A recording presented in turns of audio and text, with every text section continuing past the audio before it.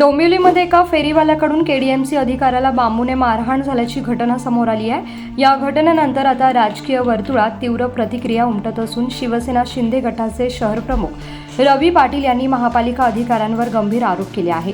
शिवसेना शिंदे गटाचे शहर प्रमुख रवी पाटील यांनी आरोप केला आहे की महापालिकेचे काही अधिकारी आणि कर्मचारी फेरीवाल्यांकडून हफ्ते घेत असल्यामुळेच अशा प्रकारच्या घटना घडत आहे आणि अधिकाऱ्यांवर मारहाण होण्याची वेळ आली आहे। खूपच लाजिरवाणी गोष्ट आहे, कारण की फेरीवाले जेव्हा अधिकारी आणि कर्मचाऱ्याला मारतात याच्यापेक्षा दुर्दैव या कल्याण डोंबिवली महापालिकेचं काय।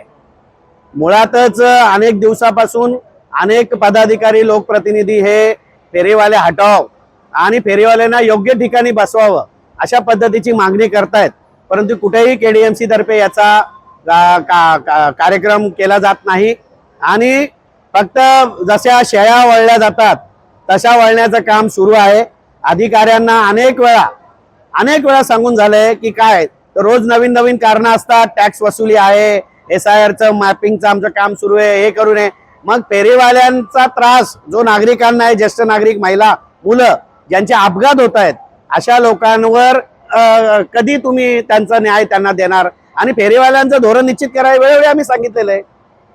सर, फेरीवाल्यांची एवढी हिंमत होती कशी की अधिकारी एवढी हिंमत होती कशी मी नेहमी सांगितलंय तुम्हाला की जेव्हा एखादा फेरीवाला कुठल्या तरी कर्मचारी अधिकारी यांना हप्ते पोचवतो तेव्हाच ह्या सगळ्या हिंमत होतात, हप्त्याशिवाय ही हिंमत होऊ शकत नाही।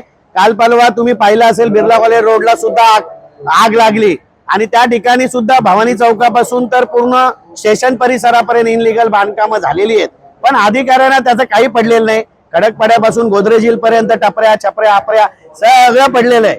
आम्ही नेहमी सांगतो की जे स्थानिक आमची लोक आहेत त्या लोकांना न्याय देण्यासाठी मोकळ्या भूखंडावर त्यांना बसवा आणि जे बाहेरचे लोक आहेत त्यांच्यावर कडक कारवाई करा, परंतु कुठलाही अधिकारी याच्यामध्ये काम करत नाहीये आणि म्हणून मार खायची लाजिरवाणी गोष्ट केडीएमसीला येते।